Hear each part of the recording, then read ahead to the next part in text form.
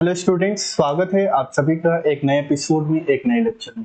और आज के इस एपिसोड में हम लोग एक्सप्लोर करने वाले हैं अजम्पशंस ऑफ फैक्टर एनालिसिस। इसकी क्या अजम्पशंस होती हैं, इसको हम लोग इस एपिसोड में एक्सप्लोर करने वाले हैं। जैसा कि आप जानते हैं, हम लोग डिस्कस कर रहे हैं रिसर्च मेथोडोलॉजी एंड स्टैटिस्टिक्स में आपका यूनिट सेकेंड जो है उसी को डिस्कस कर रहे हैं, साइकोलॉजी यूजीसी नेट में। ठीक है, तो स्टैटिस्टिक्स के अंतर्गत हम लोगों ने बहुत सारी चीजों को डिस्कस कर लिया है। अब हम लोग पहुंचे हैं सीरीज में फैक्टर एनालिसिस। ठीक है, तो चलिए एक्सप्लोर करते हैं फैक्टर एनालिसिस क्या होता है।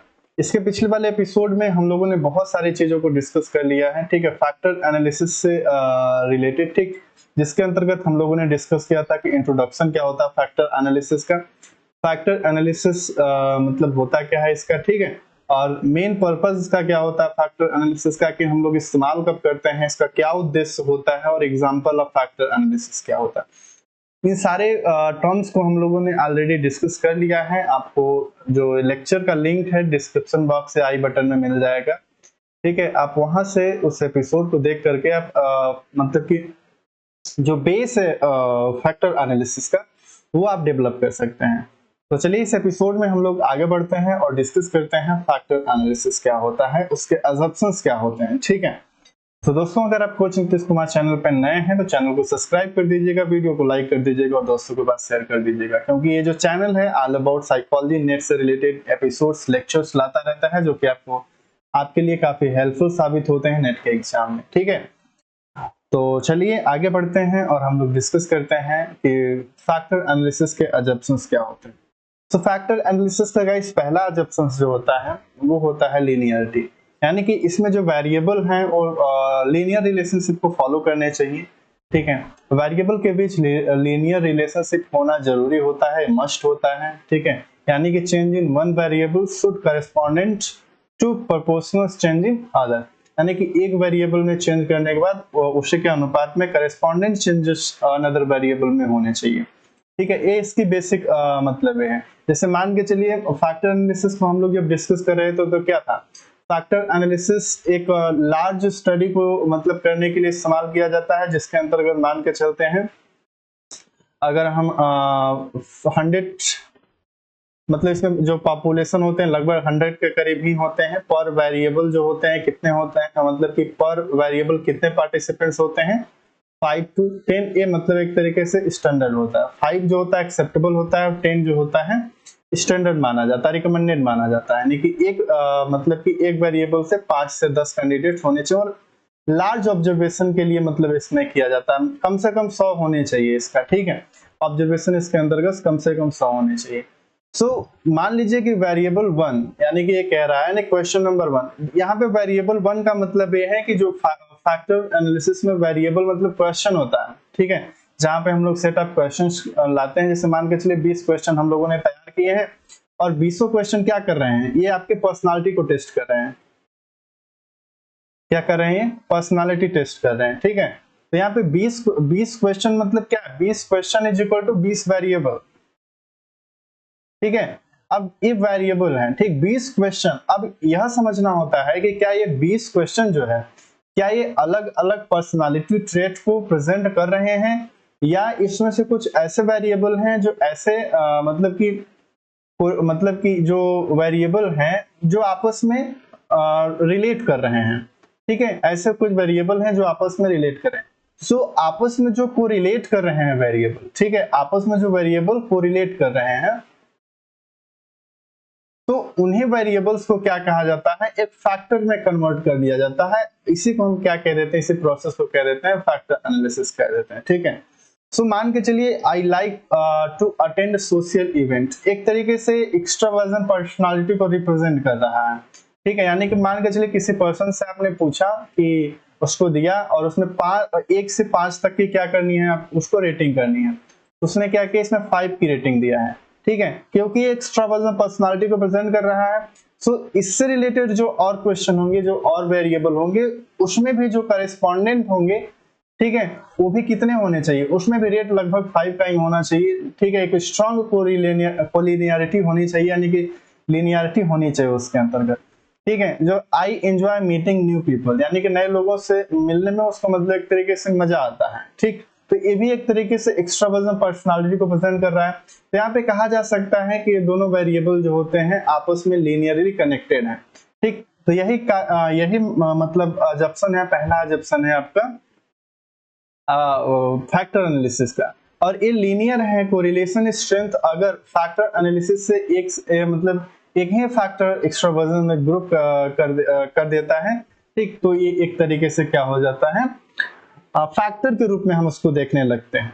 ठीक है, नेक्स्ट क्वेश्चन, नेक्स्ट आपका जो मतलब ये है सफिशिएंट सैंपल साइज, इसकी दूसरी अजम्पशन है फैक्टर एनालिसिस की। ठीक है, फैक्टर एनालिसिस की जो दूसरी अजम्पशन है वो है सफिशिएंट सैंपल साइज, यानी कि जिसमें जो सैंपल होते हैं वो बड़ा होना चाहिए।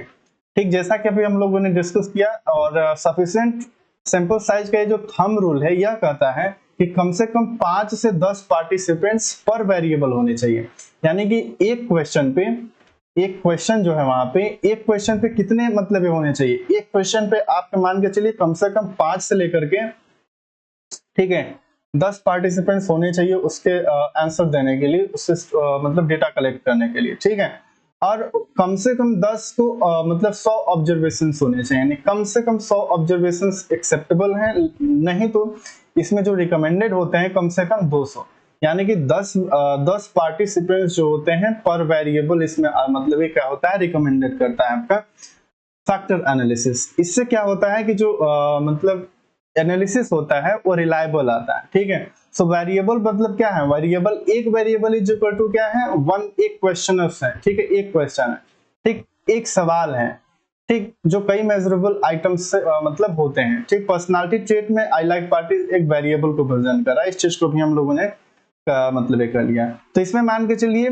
मिनिमम पार्टिसिपेंट्स जो होते हैं, अगर आप पर्सनालिटी टेस्ट करने के लिए 20 क्वेश्चन अगर हम तैयार किए हैं, 20 वेरिएबल तैयार किए हैं, ये क्या है, ठीक है, 20 वेरिएबल हमने तैयार किए हैं, सो 20 वेरिएबल हमारे पास है, तो एक पर वेरिएबल कितने हैं, 5 पार्टिसिपेंट है, क्या पार्टिसिपेंट, ये 5 पार्टिसिपेंट्स है।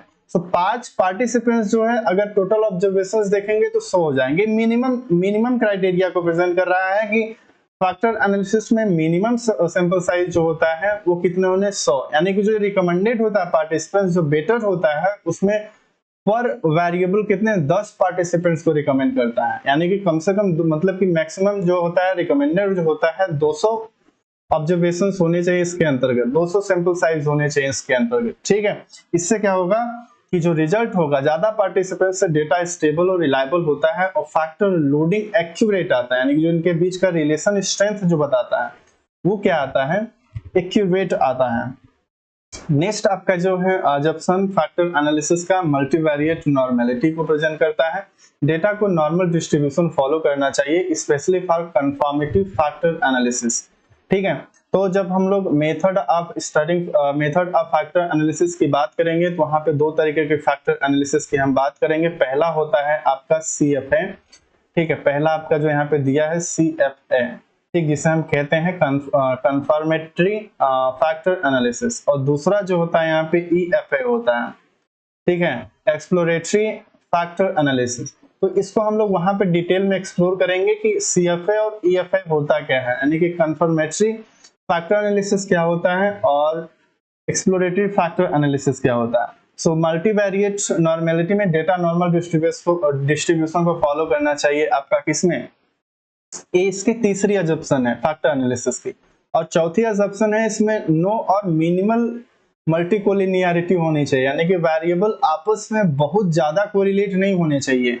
ठीक है, या मतलब बहुत कम होने चाहिए, परफेक्ट मल्टीकोलिनियरिटी नहीं होनी चाहिए इसके अंदर। इससे क्या होगा कि डेटा को समझना और उसको पूरी फैक्टर के रूप में लाना और सेम आंसर्स आएंगे तो समस्या होगी स्टडी करने में, फैक्टर को एक्सट्रैक्ट करने में समस्या होगी।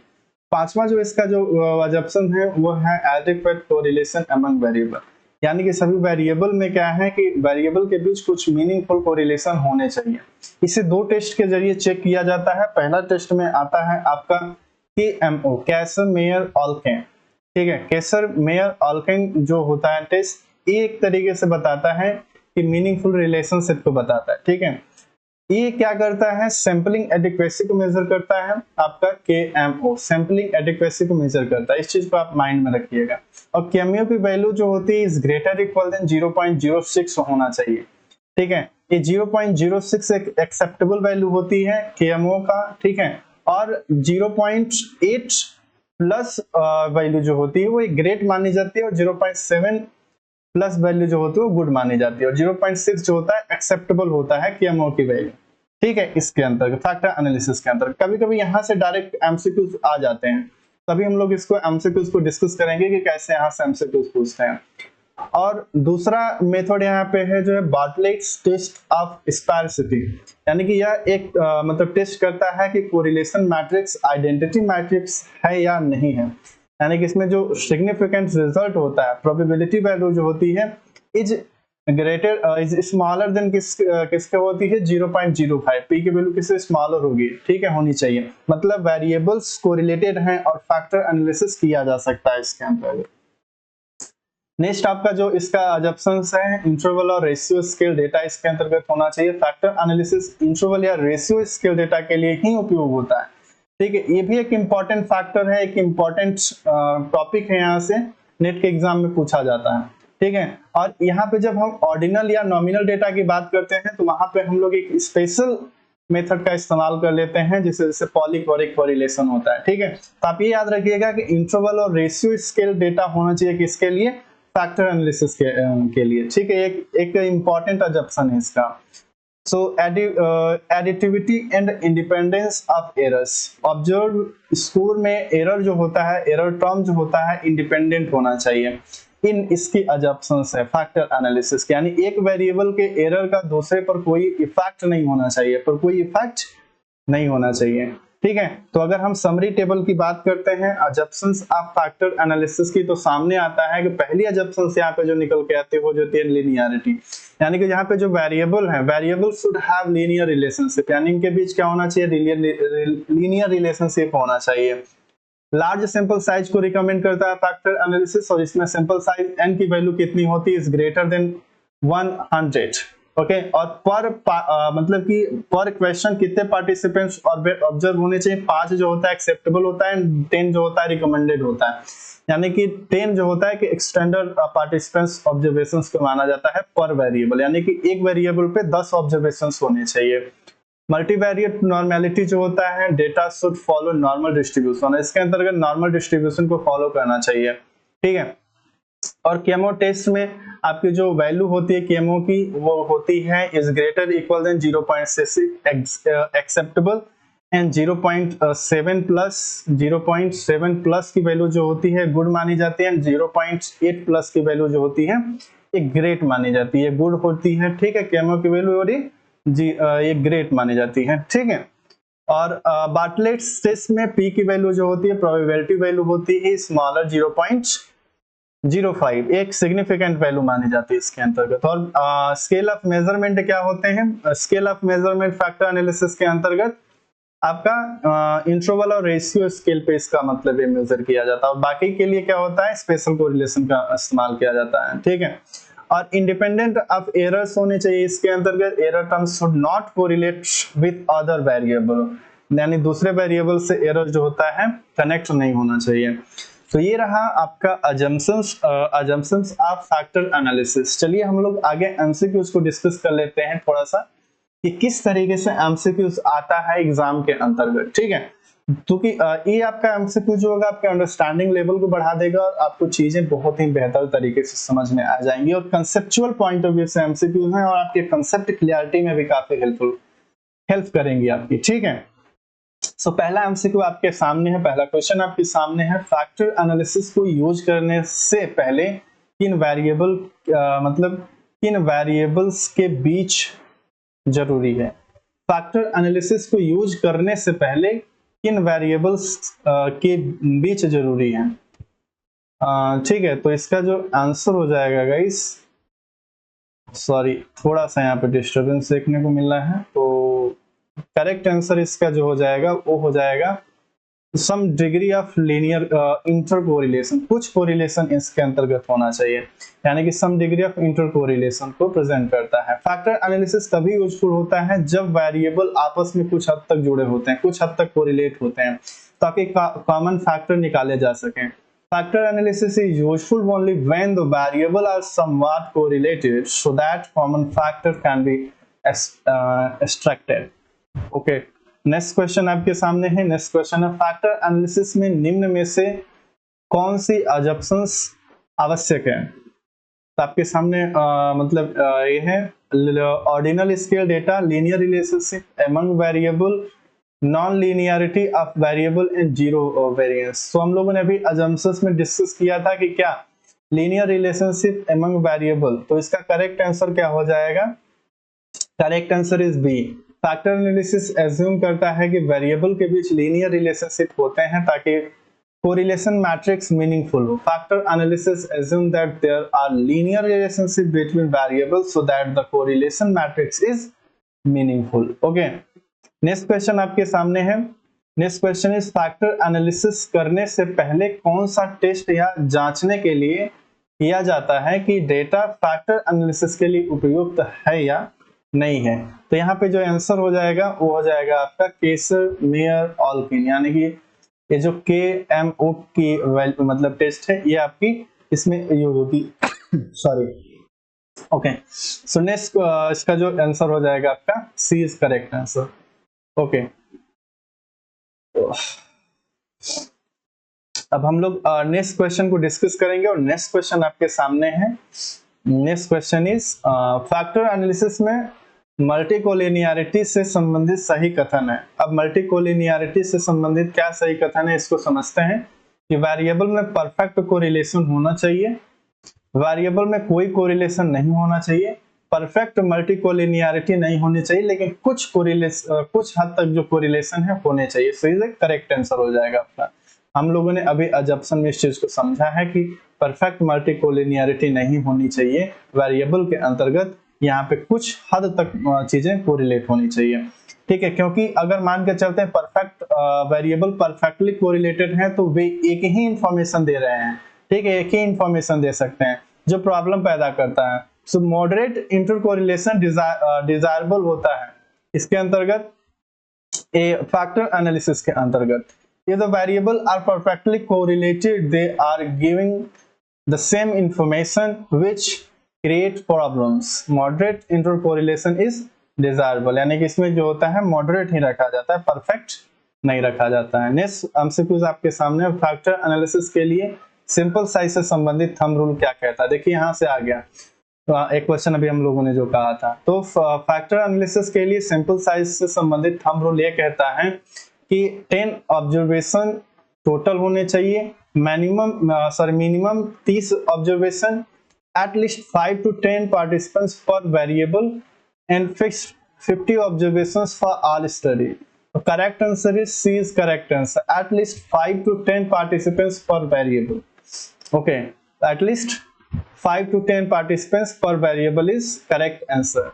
यह जनरल गाइडलाइन है कि हर वेरिएबल के लिए कम से कम 5 से 10 पार्टिसिपेंट्स होने चाहिए और कुल सैंपल साइज आइडली 100 से ज्यादा हो, ठीक है। It is a general guideline that there should be at least 5 to 10 participants for each variable, okay, and the total sample size should ideally for more than 100, okay।